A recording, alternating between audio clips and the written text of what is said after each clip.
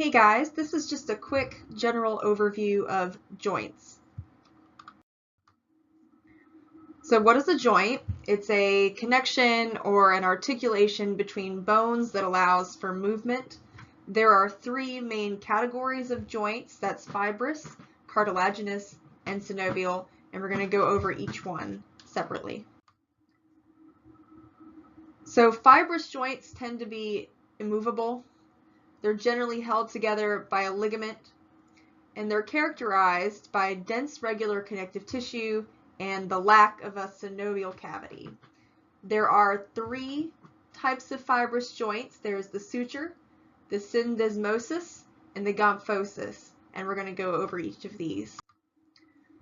So sutures are these irregular interlocking edges of bones that are connected by that dense regular connective tissue.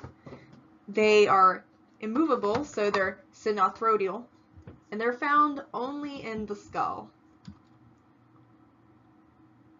So you guys probably recognize the coronal suture immediately, as well as the squamous suture and the lambdoid suture. And of course, if we zoom in on these sutures, you see that dense regular connective tissue. A gomphosis is also sometimes called the dentoalveolar joint. Dento, of course, is pertaining to the teeth, so you know this is going to be at the socket of where your teeth are located in your maxilla and your mandible. It's basically just this dense regular tissue that's holding the cone of the tooth in a bony socket, also called the alveolus, and once again, this is located in your mandible and your maxilla. There's also what's called this fibrous periodontal ligament at the gomphotic joint, and like all fibrous joints, it's synarthrodial, so it's immovable.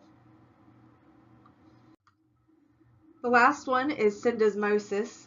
These are bones that are held together by an interosseous ligament or an interosseous membrane.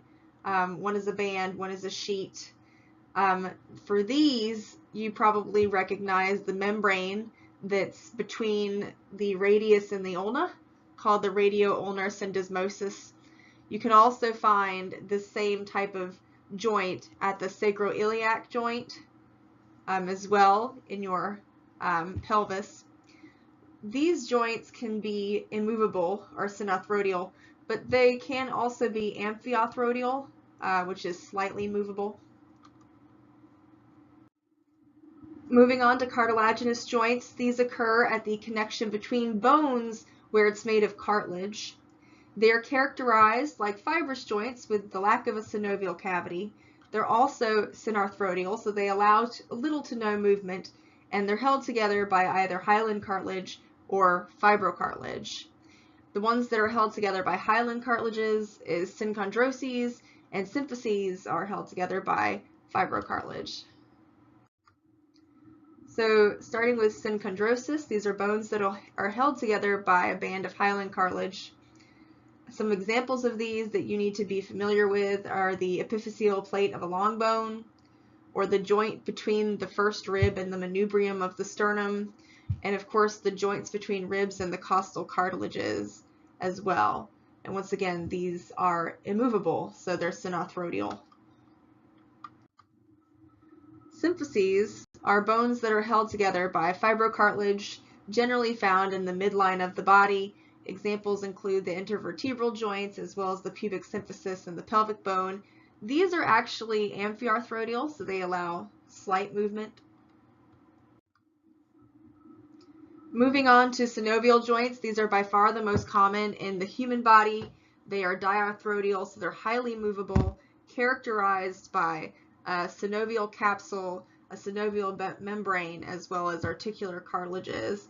There are 6 types of synovial joints in all. We will be going through each of these separately. There's the pivot joint, the hinge joint, the saddle joint, ball and socket, condyloid, and then of course the plane joint. Here are some just general characteristics of synovial joints, the first of which being articular cartilage, which is primarily made of hyaline cartilage, meant to function in reducing friction between bones. It also acts as a shock absorber. There's the synovial cavity that's filled with synovial fluid that lubricates the surfaces of bones and absorbs shock.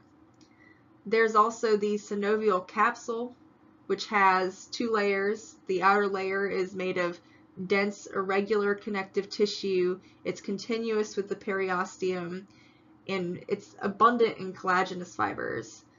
The inner layer, on the other hand, is composed of areolar connective tissue, and it is abundant in elastic fibers. You will also find ligaments. You will find extrinsic ligaments located outside of the synovial capsule, as well as intrinsic ligaments located within the capsule. You can also find meniscuses, or menisci, These are basically just articular discs that are actually made of fibrocartilage that act as shock absorbers.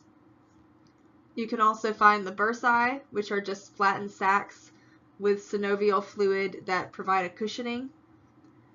In some cases, you'll also find fat pads, which are just these adipose-filled shock absorbers. You'll also find tendons, which connect muscle to bone to act as a stabilizer. You also, in regards to the synovial joints, want to be familiar with different types of movement, starting with angular movement. There's flexion, which is movement that decreases the angle between bones, such as when you are bringing your forearm towards you. That's flexion.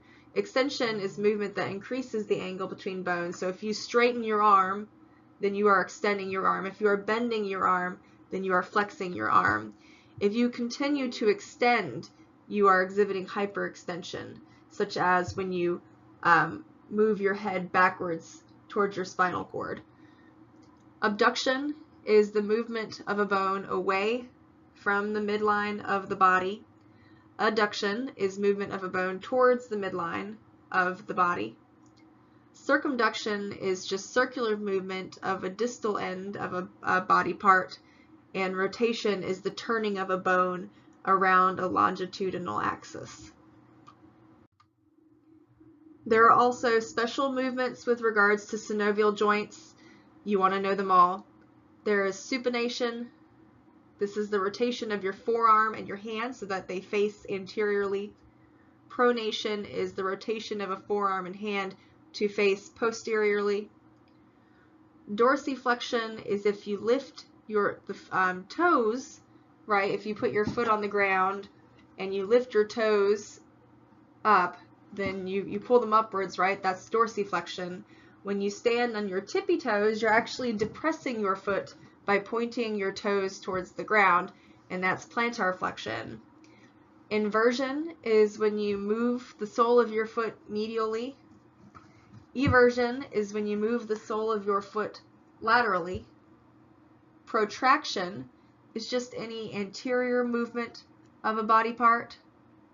Retraction is any posterior movement of a body part. Elevation is superior movement of a body part, and depression is, of course, any inferior movement of a body part, such as when you elevate and depress your jaw.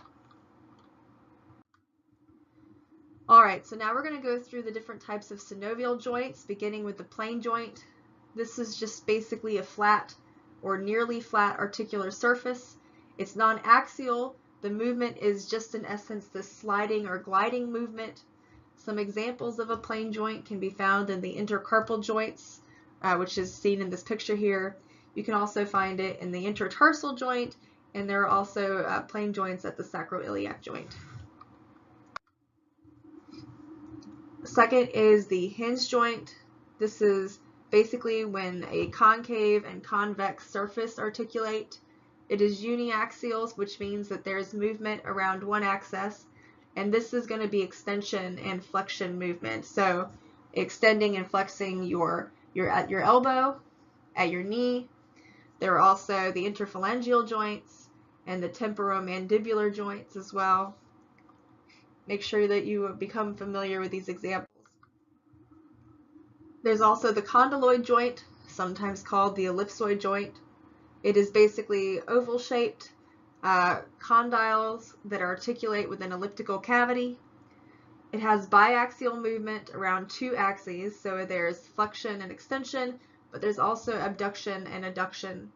And you can find these at your knuckles, so your metacarpophalangeal joints, as well as your atlanto-occipital joint. There are also saddle joints, which are just these saddle-shaped surfaces that articulate with one another, also provide biaxial movement, such as flexion and extension, abduction and adduction. These are going to be primarily your carpometacarpal joints. There's also the ball and socket synovial joint, which is just the ball-shaped head articulating with a cup-like depression. These are probably going to be the ones that you guys are most familiar with by now. These provide a multi-axial movement or movement around 3 axes. So there's flexion and extension, there's abduction and adduction, but there's also rotation as well. And so these are going to be your glenohumeral joint and your acetabulofemoral joint as well, right? The glenohumeral joint is going to be where the head of your humerus articulates with that glenoid fossa. And the acetabulofemoral joint, I cannot say these words, is where your femur, the head of your femur, articulates with the acetabulum of your pelvic bone. There's also the pivot joint. This is when a rounded or conical articular surface articulates with a shallow depression. It is uniaxial rotation, and some examples of this is going to be atlantoaxial joint and the proximal radio-ulnar joint. Atlantoaxial joint is basically referring to that connection between your atlas and your axis.